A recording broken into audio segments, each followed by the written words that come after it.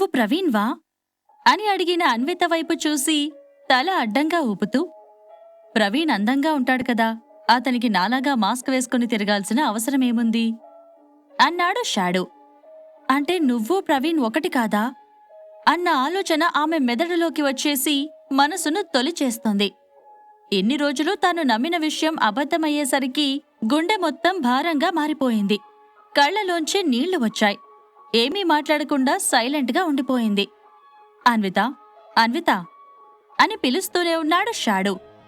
అప్పుడే మధ్యలో కల్పించుకున్న రాఘవ్, అంటే దీనర్థం నువ్వు అన్వితకి సరిపోవనే కదా, అది తెలిసి కూడా ఎందుకు తన జీవితంలోకొచ్చావు? నేను తన పక్కనుంటే తనకి ప్రొటెక్షన్తో పాటు సొసైటీలో మంచి పొజిషన్ కూడా దొరుకుతుంది కదా అని షాడోని తన దారికి అడ్డు తప్పుకోమన్నట్లుగా ఆశగా అడిగాడు. లేదు, ఇక ఎప్పటికీ నేను తనని వదలను. అన్విత నాది, నాకు మాత్రమే సొంతం అని గంభీరంగా చెప్పి రాఘవ్ కళ్లలోకి సూటిగా చూస్తూ అన్విత చేయి పట్టుకొని ముందుకు కదిలాడు షాడో. ఇక అన్విత కూడా ఏం మాట్లాడకుండా షాడో వైపు తదేకంగా చూస్తూ ట్రాన్స్లో ఉన్నట్టు అతన్ని అనుసరించింది. సరిగ్గా గంట తర్వాత రూమ్కి చేరుకున్నారు షాడో, అన్విత. లోపలికి వెళ్లగానే డోర్స్, విండోస్, కర్టన్స్ అన్నీ క్లోజ్ చేసేసి గదిని చీకటిగా మార్చేశాడు. అతనలా చేస్తుంటే మళ్లీ డల్ అయిపోయింది అన్విత. ఆమెకి షాడో ఐడెంటిటీ తెలుసుకోవాలని, అతని ముఖం చూడాలని ఎంతో కోరికగా ఉంది. ఆమె అలా ఆలోచనలో ఉండగానే ఆమెను బెడ్ మీద కూర్చోబెట్టి తాగడానికి వాటర్ ఇచ్చి రిలాక్స్ చేసే ప్రయత్నం చేశాడు. కాసేపటికి ముందు ఆమెను అవినాష్ బాధ పెట్టాడన్న ఆలోచన వస్తేనే అతనికి కోపంగా ఉంది. ఆ సమయంలో ఆమె పక్కన లేనందుకు బాధగా అతని పిడికిళ్ళు బిగుసుకున్నాయి. ఇంతలో ఉన్నట్లుండి అన్విత మాట్లాడుతూ, షాడో, కనీసం నేను కూడా నీ ఫేస్ చూడకూడదా? పోనీ కనీసం ఈ చీకట్లో నీ ముఖాన్ని నా చేతులతో టచ్ చేసి ఫీల్ అయ్యే అవకాశమైనా ఇస్తావా అని జీరబోయిన గొంతుతో అడిగింది. ఆమె మాటల్లోని ఆవేదన అతని మనసును మెలిపెడుతుంటే బాధగా నిట్టూర్చి సమాధానం చెప్పకుండా ఆమె పక్క నుండి లేచి విండో దగ్గరికి వెళ్లాడు షాడో. అప్పటికే చుట్టూ ఉన్న పరిస్థితులతో విసిగిపోయిన అన్విత ఇప్పుడు అతని బిహేవియర్ తట్టుకోలేకపోయింది. అలల్లా పొంగి వస్తున్న దుఃఖాన్ని ఆపుకోలేక మౌనంగా రోధిస్తూ అతను నిలబడిన వైపు తిరిగి, నువ్వెందుకు భయపడుతున్నావో, ఎవరి వల్ల నీ ముఖాన్ని దాచుకుంటున్నావో నాకు తెలియదు. కాని ఇంత దూరం వచ్చాక నువ్వు నీ ముఖాన్ని చూపించలేనంత దూరంగా నన్ను ఉంచేశావంటేనే నాకు బాధగా ఉంది. నువ్వు గొప్ప అందగాడివి కానక్కర్లేదు. సమాజంలో గొప్ప పేరు, పెద్ద ఆస్తిపాస్తులు కూడా నాకు అక్కర్లేదు. కాని నా కడుపులో ఉన్న బిడ్డకి తండ్రి ఎవరో, ఎలా ఉంటాడో కూడా తెలుసుకునే హక్కు నాకు లేదా అని ఏడుస్తూనే అతన్ని నిలదీసింది అన్విత. ఆమె బాధ అతన్ని కుదురుగా నిలవనీయకపోతుంటే మనసును సూటిగా తాకుతున్న ఆమె ప్రశ్నలకు సమాధానం చెప్పకుండా ఆగడం అతనికి సాధ్యం కాలేదు. వెంటనే ఆమె వైపు తిరిగి ఆమె చేతిని తన చేతిలోకి తీసుకొని సరే అని అన్నాడు షాడో. అతను దేనికి సరే అన్నాడో ఆమెకు అర్థం కాలేదు. ఏంటి, నాకు నీ ఐడెంటిటీ గురించి చెప్పడానికి ఓకే అంటున్నావా అని ఆశ్చర్యంగా అడిగింది అన్విత. కాదు, నువ్వు నా ఫేస్ టచ్ చేయడానికి ఒప్పుకుంటున్నాను. కానీ నాకొక ప్రామిస్ చెయ్యాలి. దీని తర్వాత ఎప్పటికీ నువ్వు నన్ను వదిలిపెట్టి వెళ్ళిపోకూడదు అంటూ నిదానంగా మాస్క్ తీసేసి ఆమె చేతుల్ని తన చేతుల్లోకి తీసుకొని నేరుగా తన నుదుటి మీద పెట్టుకున్నాడు షాడో. కనీసం ఇప్పటికైనా అతనిలా చేయడానికి ఒప్పుకున్నందుకు మనసులోనే సంతోషపడుతూ కళ్ళు మూసుకొని మనసంతా చేతుల్లోకి తెచ్చుకొని అతని ముఖంలోని అణువణువును తడుముతూ పోయింది అన్విత. అతని నుదురు, కళ్ళు, చెవులు, ముక్కు ఇలా తడుముతూ ఉండగా ఆమె చేతులు అతని చెంపల మీద ఆగిపోయాయి.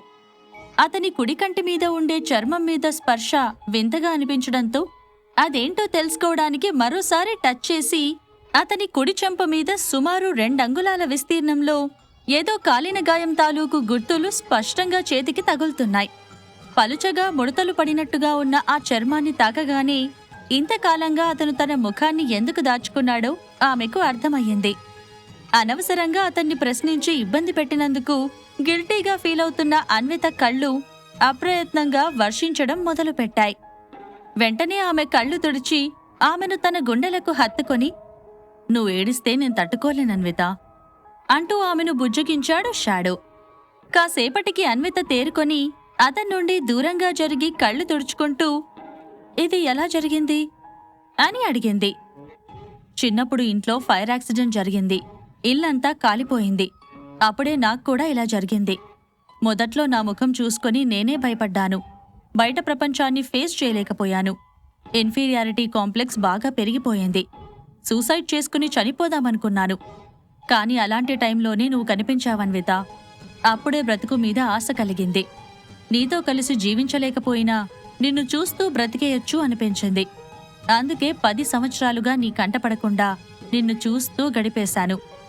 ఎప్పుడైతే నీ భర్త కేవలం నిన్ను పిల్లలు పుట్టని కారణంగా వదిలేయాలని అనుకున్నాడో అప్పుడు అతని ఆలోచన తప్పని నిరూపించడానికే నేను నీ జీవితంలోకి వచ్చాను. కానీ ఇప్పుడు మాత్రం నువ్వు లేకుండా బ్రతకలేను అన్నాడు షాడో. అతనలా చెబుతుంటే అతని గతమంతా ఆమె కళ్ల ముందు మెదిలింది. ఆ గాయం వల్ల అతను ఎన్ని బాధలు అనుభవించాడో తలుచుకుంటేనే తట్టుకోలేకపోయింది అన్విత.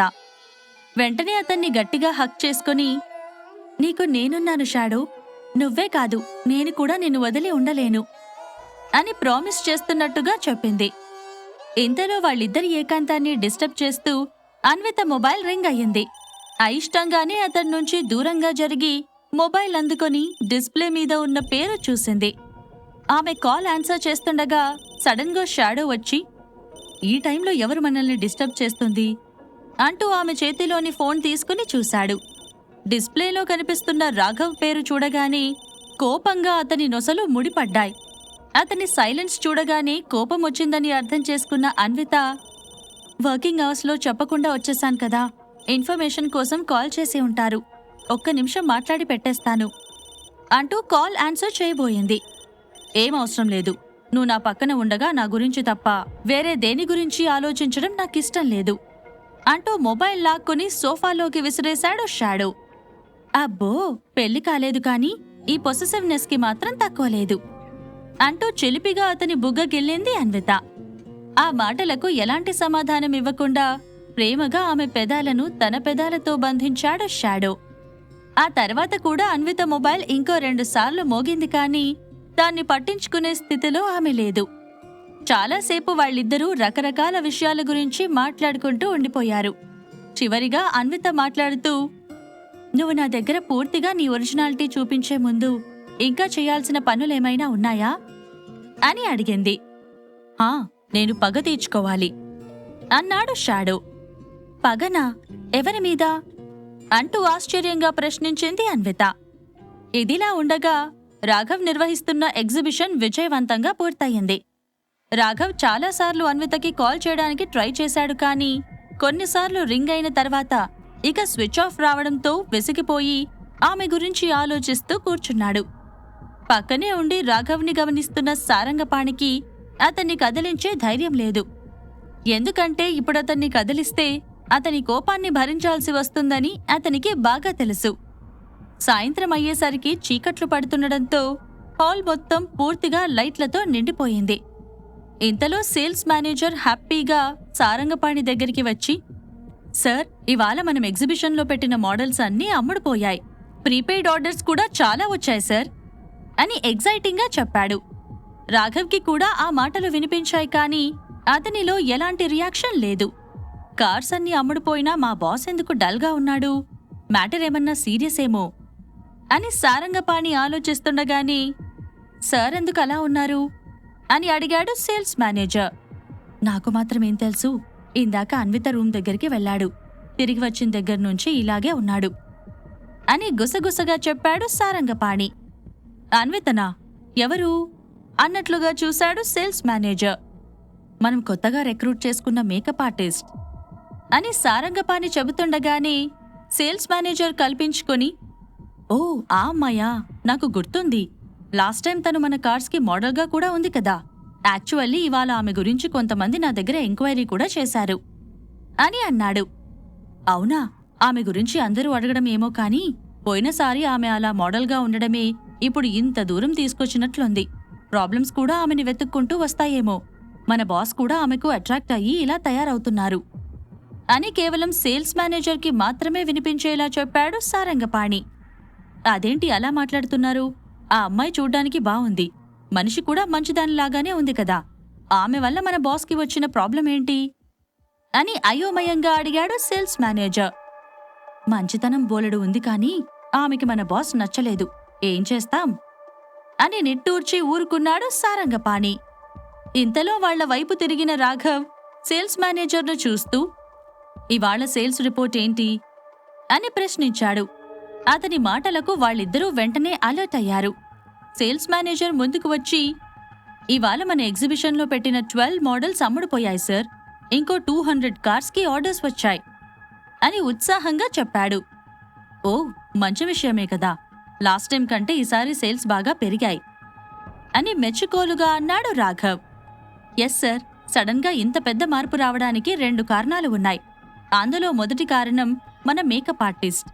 పోయినసారి ఆవిడని మోడల్గా చూసిన వాళ్ళు మళ్ళీ ఇప్పుడు ఆమె కోసమే వచ్చారు. కొందరైతే ఆమె కాంటాక్ట్ కోసం కూడా అడిగారు తెలుసా. ఇక రెండవ కారణం వరల్డ్ ఫేమస్ ఆర్కిటెక్ట్ అయిన కోటా రాధాకిషన్ గారు.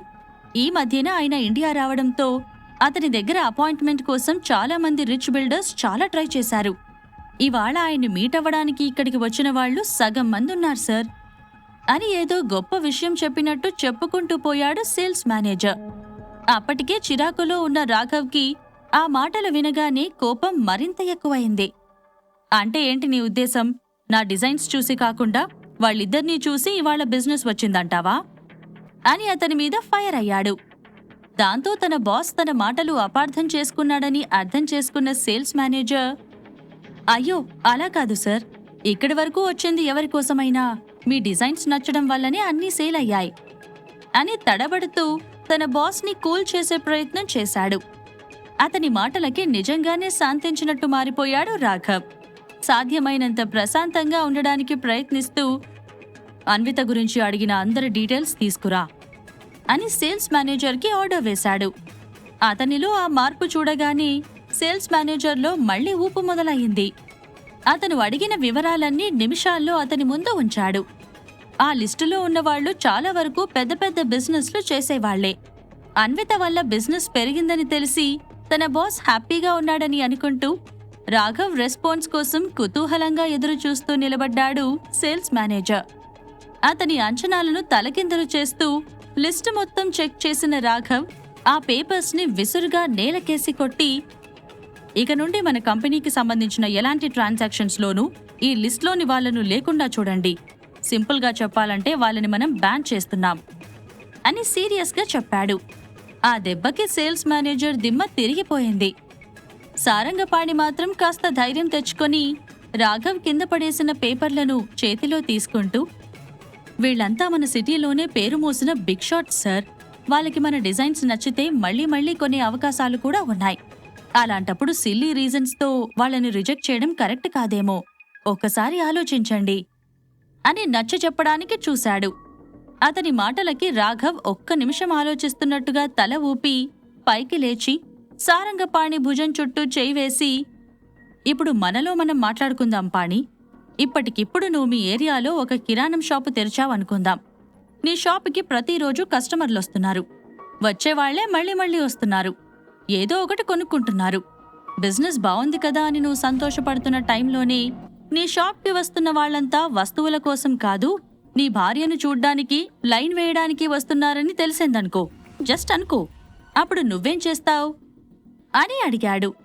ఆ పిట్టకథ వినగానే సారంగపాణి నోరు ఆటోమేటిక్గా మూతపడిపోయింది. అర్థమైంది సార్ అన్నట్టు రాఘవ్ వైపు చూస్తుండిపోయాడు. ఇక్కడ సిచ్యువేషన్ కూడా అదే. నాది అనుకున్న దాని వంక ఎవరైనా చూస్తే నేనస్సలు సహించను అంటూ సారంగపాణి భుజం తట్టి కోపంగా అక్కడ్నుంచి వెళ్ళిపోయాడు రాఘవ్. అతను వెళ్తున్న వైపే చూస్తుండిపోయిన సారంగపాణి దగ్గరికి సేల్స్ మేనేజర్ వచ్చి, అయితే మనం ఇప్పుడేం చేద్దాం సార్ అని అయోమయంగా అడిగాడు. సార్ చెప్పింది చేయడం తప్ప మన దగ్గర ఇంకొక ఆప్షన్ ఏమైనా ఉందా అని అతని వైపు చిరాగ్గా చూశాడు సారంగపాణి. లేదు, ఇక నేను వెళ్ళి నా పని చూసుకుంటా అంటూ అక్కడ్నుంచి వెళ్ళిపోవడానికి సిద్ధమైన సేల్స్ మేనేజర్ను ఆపి, ఆ పిల్లాడు రిషి ఎక్కి తొక్కిన లిమిటెడ్ వర్షన్ కార్ పరిస్థితేంటి? హాస్పిటల్కి పంపిస్తే సరిపోతుందా, లేదంటే ఇక ఏకంగా మార్చురికి పంపించడమేనా అని నీరసంగా అడిగాడు సారంగపాణి. ప్రస్తుతానికైతే హాస్పిటల్కి పంపిస్తే సరిపోతుంది. కాకపోతే ఐసీయూలో పెట్టాలి అని చెప్పి సైలెంట్గా వెళ్ళిపోయాడు సేల్స్ మేనేజర్. షాడో ఎవరి మీద పగ తీర్చుకోవాలని అనుకుంటున్నాడు? ఈ ప్రశ్నలకు సమాధానాలు తెలుసుకోవాలంటే నెక్స్ట్ ఎపిసోడ్ వినాల్సిందే. క్రింద ఇచ్చిన లింక్ ని క్లిక్ చేసి పాకెట్ ఎఫ్ఎం యాప్ ని ఇన్స్టాల్ చేసుకోండి. Stay tune to pocket FM.